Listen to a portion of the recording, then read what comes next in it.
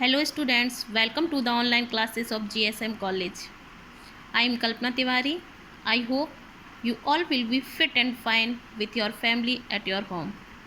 Today's my topic is Middle English period and it is very necessary for class BA third year.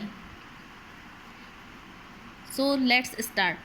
Middle English period, अंग्रेजी साहित्य का मध्यकाल, जिसको कि हम एंग्लो नॉर्मन पीरियड के नाम से भी जानते हैं। इससे पहले मैं आपसे डिस्कस किया था ओल्ड इंग्लिश पीरियड को, जो कि मिडिल इंग्लिश पीरियड से पहले आता है, और उसको ओल्ड इंग्लिश पीरियड को एंग्लो सैक्सन पीरियड कहते हैं और मिडिल इंग्लिश पीरियड को एंग्लो नॉर्मल पीरियड कहते हैं।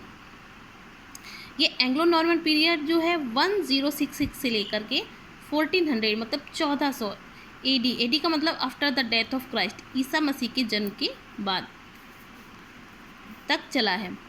अब क्या क्या इसमें विशेषता हैं, क्या क्या इसमें इम्पॉर्टेंट चीज़ें हैं, वो देखते हैं। इसको 1006 को नॉर्मन पीरियड क्यों बोला जाता है, और इससे पहले एंग्लो सैक्सन था, क्योंकि इंग्लैंड पर सैक्सन लोग जो थे वो रूल कर रहे थे, शासन कर रहे थे। इसके बाद जो था नॉर्मन लोग जो थे, इन्होंने अटैक कर दिया था। इसको आगे समझते हैं। नॉर्मन कॉन्क्वेस्ट कब हुई थी? 1066 में नॉर्मन कॉन्क्वेस्ट हुई थी, जिसको और उसी टाइम पे उस नॉर्मन कॉन्क्वेस्ट को किस नाम से जाना जाता है? बैटल ऑफ हेस्टिंग्स के नाम से जाना जाता है। नॉर्मन कॉन्क्वेस्ट को बैटल ऑफ हेस्टिंग्स के नाम से जाना जाता है। और ये कब हुई थी? 1066 में। क्या था इसमें जो मेन इंपॉर्टेंट चीज़ें हैं, मेन करेक्टरिस्टिक्स है, वो हम आपसे डिस्कस करते हैं। इस टाइम पे ड्यूक ऑफ नॉर्मन, जो ड्यूक ऑफ नॉर्मन था, जिसका नाम था विलियम, क्या नाम था उस ड्यूक का? विलियम। उसने क्या किया था? अटैक कर दिया था। किस पर? ऑन हेरोल्ड पर अटैक किया था, आक्रमण कर दिया था। और हेरोल्ड कौन था? The king of Anglo Saxon का जो किंग था हेरोल्ड, उस पर ड्यूक ऑफ नॉर्मन ने अटैक कर दिया था। कब कर दिया था? 1066 में। उस युद्ध में क्या होता है? उसी युद्ध को बैटल ऑफ हेस्टिंग्स भी कहते हैं। उस युद्ध में क्या हुआ था कि विलियम तो जीत जाता है दिस बैटल, इस युद्ध को, लेकिन हेरोल्ड जो है होता है वो हार जाता है।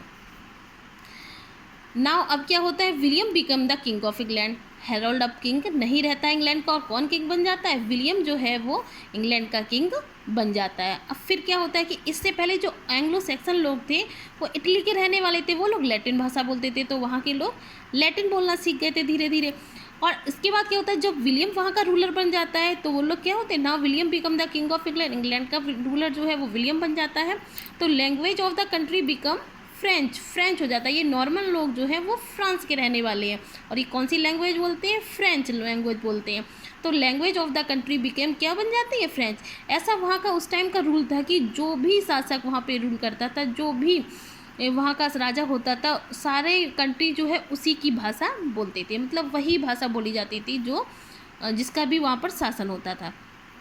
अब इसको हम समझते हैं कि एंग्लो सैक्सन पीरियड कब एंडेड हो गया था? 1066 में एंग्लो सैक्सन जो था पीरियड, उसका अंत हो गया था, क्योंकि विलियम ने हेरोल्ड को बैटल ऑफ हेस्टिंग्स में हरा दिया था। और मैंने आगे भी बताया था, एंग्लो सैक्सन पीरियड को ओल्ड इंग्लिश पीरियड के नाम से जानते हैं। इस टाइम पे क्या होता था? जो अपर क्लास थी वो लैटिन लैंग्वेज बोलती थी। अपर क्लास कौन सी लैंग्वेज बोलती थी? लैटिन। और कॉमन पीपल क्या बोलते थे? इंग्लिश, क्योंकि ये लोग इंग्लैंड के रहने वाले थे, इनकी ऑलरेडी जो भी भाषा थी वो ये लोग इंग्लिश ही बोलते थे पुरानी। लेकिन जब एंग्लो सैक्सन लोगों का उनके ऊपर शासन हो गया, तो वहाँ पर कुछ भाषा कैसी बोली जाने की? लैटिन लैंग्वेज भी वहाँ पर धीरे धीरे मिक्स होने लगी थी इंग्लिश के साथ। लेकिन जो लैटिन लैंग्वेज थी वो कौन लोग बोलते थे? अपर क्लास, जो हाई सोसाइटी के लोग, जो एरिस्टोक्रेटिक पर्सन होते थे, वो लोग लैटिन लैंग्वेज बोलते थे। लेकिन जो कॉमन पीपल होते थे वो लैटिन लैंग्वेज नहीं बोलते थे। नेक्स्ट देखते हैं, आफ्टर कॉन्करिंग द नॉर्मन्स, और लेकिन जब एंग्लो सैक्सन के बाद नॉर्मन्स जीत जाते हैं बैटल ऑफ हेस्टिंग्स में, जब विलियम जीत जाता है, तो क्या होता है? वहाँ पर फ्रेंच भाषा डेवलप हो जाती है। फ्रेंच भाषा जब डेवलप हो जाती है तो वहाँ पर क्या होता है? अपर क्लास जो होती है वो लोग तो फ्रेंच लैंग्वेज बोलते हैं, लेकिन कॉमन पीपल जो होते हैं वो अब भी इंग्लिश लैंग्वेज ही बोल रहे होते हैं। इसके बाद क्या होता है? लेटर मतलब बाद में English made the national language, बाद में अंग्रेजी को राष्ट्रीय भाषा वहाँ पर घोषित कर दिया था। वहाँ पर अंग्रेजी को ही मान्य भाषा मान लिया जाता है।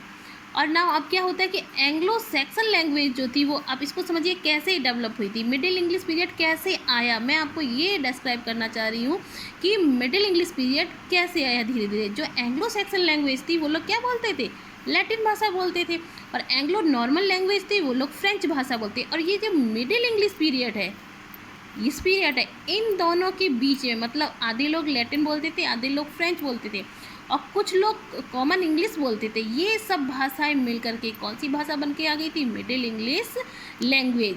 मतलब इस मिडिल इंग्लिश लैंग्वेज में सारी भाषाओं का थोड़ा थोड़ा सा मिक्सअप था, और उससे ये पीरियड बन जाता है मिडिल इंग्लिश पीरियड। अब आपकी समझ में आ गया होगा। Middle English period is also known as the age of Chaucer. Middle English period को एज ऑफ चौसर के नाम से भी जानते हैं। किस नाम से जानते हैं, एज ऑफ चौसर के नाम से जानते हैं चौसर को। अब 1362 में, उसी टाइम पे 1362 में English become the language of court. English जो थी वो कोर्ट की भाषा मान ली गई थी। इसके बाद क्या हुआ था, उस टाइम ब्लैक डेथ आई थी। ये मोस्ट इंपॉर्टेंट चीज़ें हैं, जो भी मैंने ये पॉइंट बाई पॉइंट डिस्कस किया है, ये इंपॉर्टेंट चीज़ें हैं आपके ऑप्शनल पेपर के लिए भी, और फ्यूचर में अगर आप कभी भी इंग्लिश से रिलेटेड कोई भी कोर्स करते हैं या किसी की भी तैयारी करते हैं तो ये सारी चीज़ें पॉइंट में ही एग्ज़ाम में पूछी जाती हैं। ब्लैक डेथ कब आई थी, ब्लैक डेथ जो थी वो इंग्लैंड में 1348 में आई थी और 49 में समाप्त हो गई थी।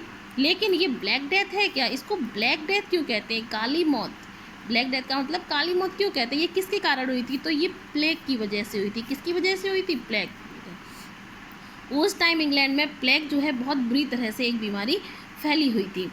जैसे इस टाइम इस टाइम क्या है, हमारे पूरे वर्ल्ड में कोरोना वायरस जो है एक ब्लैक डेथ की जैसा ही फैला हुआ है।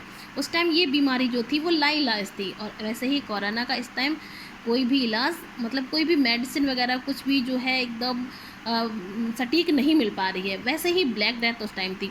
उस टाइम क्या था, इन 1348 से 49 तक ब्लैक डेथ इंग्लैंड में चली थी, और इसमें क्या होता, 1/3 पॉपुलेशन डाइड। इंग्लैंड की 1/3 पॉपुलेशन उसमें समाप्त हो गई थी ब्लैक डेथ में।